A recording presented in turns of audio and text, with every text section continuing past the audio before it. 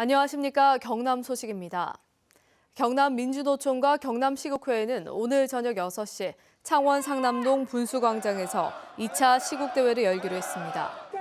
주최 측은 분수광장에서 집회를 열고 용호동 정우상가까지 행진하며 대통령 하야와 새누리당 해체를 촉구한다는 계획입니다. 이에 앞서 어제 산청 간디고등학교 학생회 등 시민사회단체의 시국선언문이 잇따랐고 오늘은 경남대학교 학생 1000여 명이 시국선언문을 발표할 예정입니다. 창원시가 오폐수를 장기간 무단 방류한 사실을 최근 KBS가 고발했는데요. 창원시가 대규모 도시개발 사업을 하면서 오폐수 부담금 등 수백억 원을 민간 사업자에게 부과하지 않아 차질이 빚어진 것으로 드러났습니다. 송현준 기자가 보도합니다. 인분과 청소 소독제 등이 섞인 오폐수를 1년 넘게 낙동강 수계에 불법 방류한 창원시. 대규모 도시 개발을 했지만 하수 처리장을 제때 증설하지 않은 게 원인이었습니다. 하수 처리장은 2년 전 완공 예정이었지만 돈이 모자라 아직도 건설 중입니다. 하수 처리장 건설 비용은 대규모 도시 개발 사업을 할 경우 택지 조성 비용에 포함시켜 토지 매입자에게 부과해야 하지만 이 과정이 빠진 겁니다. 미부과된 하수 처리장 비용은 오폐수 부담금 93억 원. 뒤늦은 국비 신청도 거절당했습니다. 환경부에서 본 사업은 전액 원인자 부담금으로 사업을 시행해야 되는 대상이라는 내용으로 국고보조금이 지원되지 않는 사업이 되겠습니다. 폐기물 처리시설 설치 부담금 124억 원도 부과하지 않았습니다. 그만큼 민간 사업자만 토지를 싸게 구입한 셈이 됐습니다. 그 땅 소유자들의 부담이 훨씬 높아진다는 결론을 초래합니다. 그래서 아마 그때 당시에 정책적으로 그렇게 결정하지 않았나. 창원시가 원인자 부담금을 부과하지 않으면서 그 이득이 민간 개발 사업자와 땅 주인들에게 돌아가 특혜 시비도 피할 수 없을 전망입니다. KBS 뉴스 송현준입니다. 박종훈 경남교육감의 친인척과 측근들이 학교 물품 납품 대가로 금품을 받은 혐의로 기소됐습니다. 검찰은 박 교육감이 납품 비리를 알았을 것으로 보이는 정황도 확인했다고 밝혀 논란이 되고 있습니다. 정유진 기자입니다.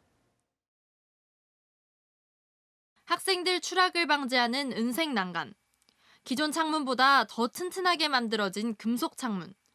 박종훈 교육감의 안전학교 공약에 따라 지난해 설치한 시설들입니다. 하지만 박 교육감의 측근과 친인척이 이런 물품 납품 대가로 돈을 받은 것으로 드러났습니다. 검찰은 경남 학교안전공제회 전 사무국장인 55살 박모 씨와 교육감 이종 사촌인 55살 진모 씨 등 4명을 변호사법 위반 혐의로 기소했습니다. 박 교육감 선거 캠프에서 일했던 최측근으로 친분을 내세워 업체로부터 4,400여만 원을 받았고 실제로 청탁을 한 업체가 10개 학교에 물품을 납품했습니다. 공급업체는 뒷돈을 마련하기 위해 품질이 떨어지는 제품이나 불량 제품을 쓰는 유혹에 빠지기 쉽습니다. 학교 안전 시설물의 부실화로 연결될 가능성이 높습니다. 또 공무원 54살 김모 씨는 측근들을 도우면서 3,600만 원을 받은 혐의로 기소됐습니다. 검찰은 박종훈 교육감이 측근 전횡을 고발하는 공무원을 만나 납품 비리를 알았을 정황도 확인했다고 밝혔습니다. 이에 대해 박 교육감은 면담 과정에서 비리 내용을 듣지 못했고 재발 방지 시스템을 마련하겠다고 밝혔습니다. 하지만 박 교육감은 측근들이 비리로 기소된 상황에서도 예정된 일정을 소화하면서 보도자료로 사과 성명을 냈습니다. KBS 뉴스 정유진입니다. 어제 저녁 7시 40분쯤 창원시 성주동 주민센터 앞 도로에서 오토바이를 타고 가던 35살 김모 씨가 시내버스에 치여 숨졌습니다. 경찰은 김 씨가 1차로에서 승용차에 부딪혀 넘어지면서 2차로를 달리던 시내버스에 치여 숨진 것으로 보고 정확한 사고 원인을 조사하고 있습니다. 경찰이 설계 용역 업체로부터 돈을 받은 혐의로 고성군청 6급 공무원을 수사하고 있습니다.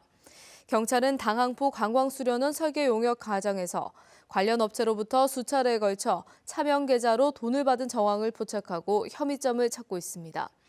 고성군은 지난 2014년 3억 9,500만 원을 들여 당항포 관광수련원 건립을 위해 설계 용역을 했습니다. SPP 사천 조선소가 지난주 마지막 배를 진수했습니다. 한때 8천여 명이 달했던 직원들도 이제 800여 명밖에 남지 않았는데요. 내년 3월까지는 대부분 퇴직할 예정이어서 대량 실직이 현실화되고 있습니다. 최세진 기자가 보도합니다. SPP 사천조선소의 도크가 텅 비어 있습니다. 지난 주말 마지막 두 척을 진수해 통영 덕포조선소로 보내고 작업장을 정리하는 일만 남았습니다. 한때 본사와 협력업체 직원을 합쳐 6천여 명에 달했던 직원들도 이제 800여 명밖에 남지 않았습니다. 통영에서 마무리 작업만 남은 배 5척을 내년 2월 말 인도하고 나면 일감이 바닥나게 됩니다. 한 20, 30명 정도만 여기 직영 인력 남아서 공장 매각이라든가 법무적으로 소송 문제 같은 거 이런 것들을 해결해야 될 그런 사항들입니다. 현재 고성조선소 매각 협상을 진행 중인 채권단은 통영과 사천조선소 매각은 쉽지 않을 것으로 전망하고 있습니다.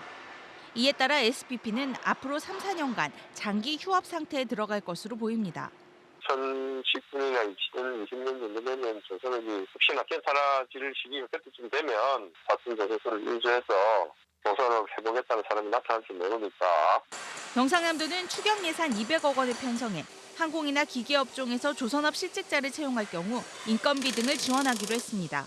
이러한 인력들을 항공기업들과 연계해주면은 설계 인력 확보 측면에서는 항공기업에 유리할 것이고 또 조선 퇴직자들에게는 재취업의 기회가. 현실화된 대량 실직으로 경제 한파는 갈수록 더할 전망입니다. KBS 뉴스 최세진입니다. 극심한 조선 불경기 속에 세계 시장 점유율 40%를 기록하고 있는 효자 산업이 선박 평형수 처리 장치 산업입니다. 내년 국제 기준이 강화되면 80조 원의 새로운 시장이 열리는데요. 우리나라 기업들이 선두에 서 있습니다. 공웅조 기자가 취재했습니다. 선박에 설치된 선박 평형수 처리 장치입니다. 배의 무게 중심을 맞추기 위해 바닷물을 채워 넣었다 다시 배출하는데 물속 유해 미생물을 소독하는 장치입니다.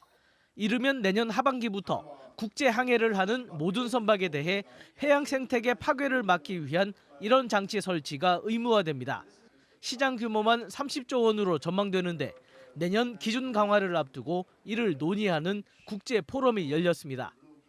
We need to respond to the external pressures, the intentions of international organizations and also society as a whole in order to continue to protect our marine environment and environment as a whole. 선박 평형수 처리 장치 산업의 선두에는 우리나라, 특히 부산 기업이 있습니다. 지난 2004년 세계 최초로 전기 분해 방식의 바닷물 정화 기술을 개발한 이 회사는 세계 시장 점유율 1위를 지키고 있습니다. 세계적인 조선 경기 불황에도 이 업체는 앞으로 2년 동안 70여 척의 선박에 들어갈 일감을 미리 확보했습니다. 수주 금액만 400억 원에 달합니다. 기술력뿐만 아니라 어떤 그런 영업력이라든가 그다음에 각 세계의 이제 저희들 지사랑 네트워크를 통해서 좀 더 선주들한테 고객들한테 이렇게 좀 긴밀한 영업을 통해서 이렇게. 이 업체 등 국내 기업 10여 곳이 이 분야에서 세계 시장 점유율 40%를 차지하고 있습니다. 그러나 유럽과 미국 업체들의 도전도 거센 만큼 조선업 세계 1위를 내줬던 전례를 반복하지 않도록 체계적인 정부 지원도 필요합니다. KBS 뉴스 공조입니다.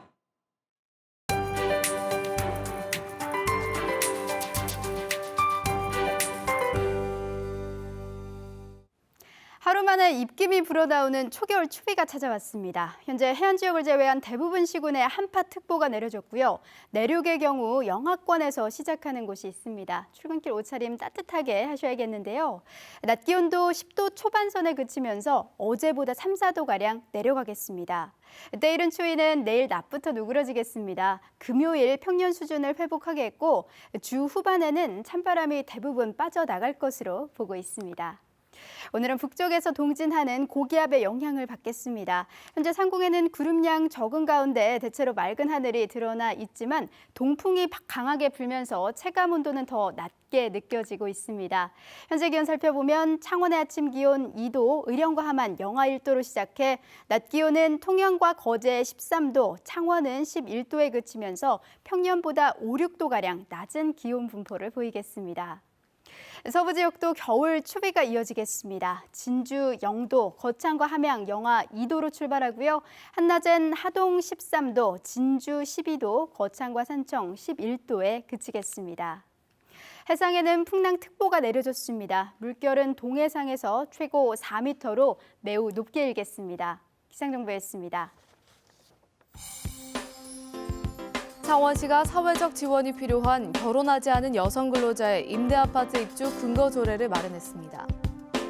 하동군이 공공청사 22곳에 태양광 발전시설을 확대 설치해 한 해 전기 153만 킬로와트를 생산할 계획입니다. 생태계의 보고로 국내 최대 내륙 습지인 창녕 우포늪에서 오는 10일 우포늪 생명길 걷기 대회가 열립니다. 거제시가 고현동 지역이 국민안전처로부터 14억 원을 지원받게 돼